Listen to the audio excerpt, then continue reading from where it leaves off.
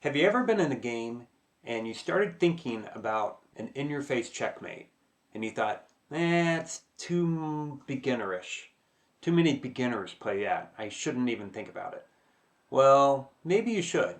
I'm going to show you a few games, some of the greatest games from history, that focus on the idea of in-your-face checkmate and use that idea. And even though they never quite get there, it's definitely a major theme. Let's start from 2020, a game between Anand and Ian Rohan. In this game, Anand probably started thinking about the idea at this point when Rohan plays his pawn to c5. And he says, okay, that dark squared bishop that is protecting the king side over there, I should get rid of it. He plays d5, and after these get traded off, he keeps it in the back of his mind. Obviously, it's not the main focus of what he's doing, but his queen goes up to the dark square with an eye on h6. No need to jump in there just yet. He plays f4, the knight comes out, pressure on the pin in the center, gets castled, never a bad idea. And now he starts to see what's happening, and he gets the idea. Now you should look at this and think, how can I get my queen to g7? Safely, obviously. So Anand plays f5, and Rohan is like, what do I do about this? And capturing it is no good. You can probably see that pretty quickly. So he plays bishop takes, threatening the rook.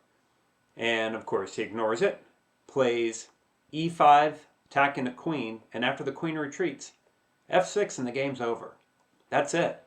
Anand wins against a top-rated Grandmaster, simply threatening queen h6 and an unstoppable queen g7. So don't stop yourself from thinking about those ideas. And let's look at some more examples. Now let's go way back in time. So that was 2020. This one's 1863. Linden and Magnus playing in a Danish gambit.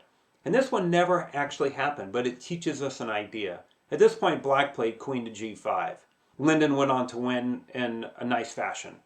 But if he hadn't, we can learn an important idea about in-your-face checkmate. The idea, of course, is your queen needs to get to g7 for checkmate. Your bishop is attacking g7, but what move do you play first? Do you go queen to d4, or should you play queen g4? Well, if you start out with queen d4, it doesn't work. Your opponent's queen gets to come out, and sure, you can win their pawn by queen takes, g takes, and bishop takes, but that's not good enough. Instead, queen g4, threatening the mate, and notice how the f-pawn is pinned, it can't push up. They have to play g6, now you swing over to d4, and unstoppable checkmate coming at g7. Our next example is from our world's champion Magnus Carlsen against Anish Giri, and this was also from 2020. Giri's black, he captures at b3. Magnus plays queen g3, ignoring that and threatening an in-your-face checkmate. And so the pawn pushes, now he takes the knight back, and after this rook move, Magnus sees an idea for a back rank checkmate, pushes the pawn to try to deflect the queen away from guarding the rook, right? If queen takes queen, rook takes rook, checkmate. So instead, Giri plays the check, Magnus scoots out.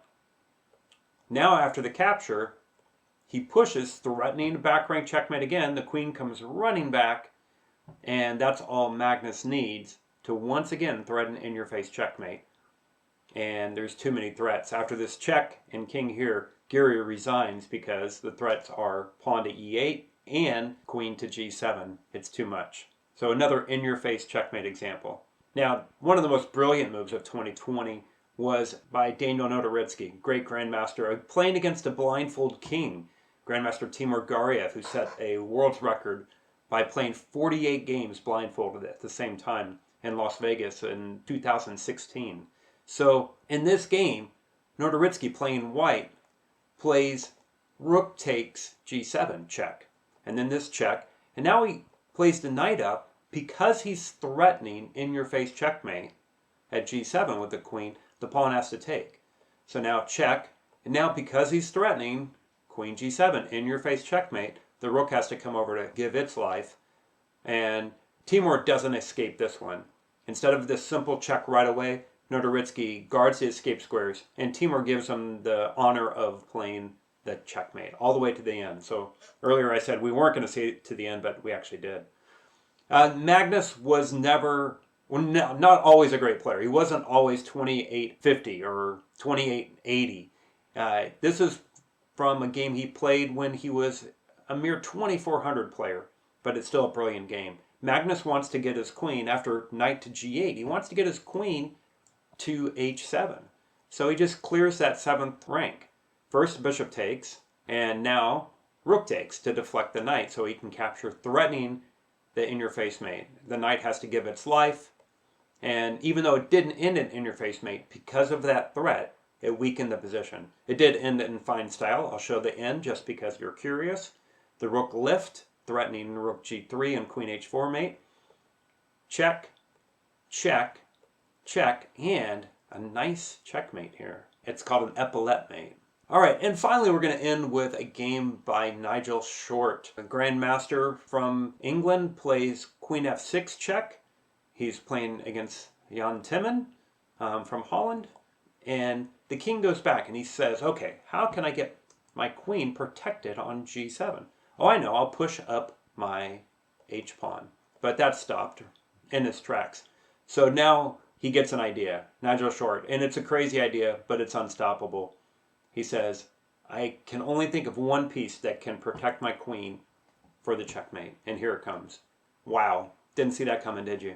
King h2, king g3, king f4, and after king g5, black resigned. Because if he tries to keep the king out, then that hangs the f-pawn and everything falls apart. So we see that in-your-face checkmate is not just for beginners. It's for great players too. So keep an eye out for that in your games. Check you later.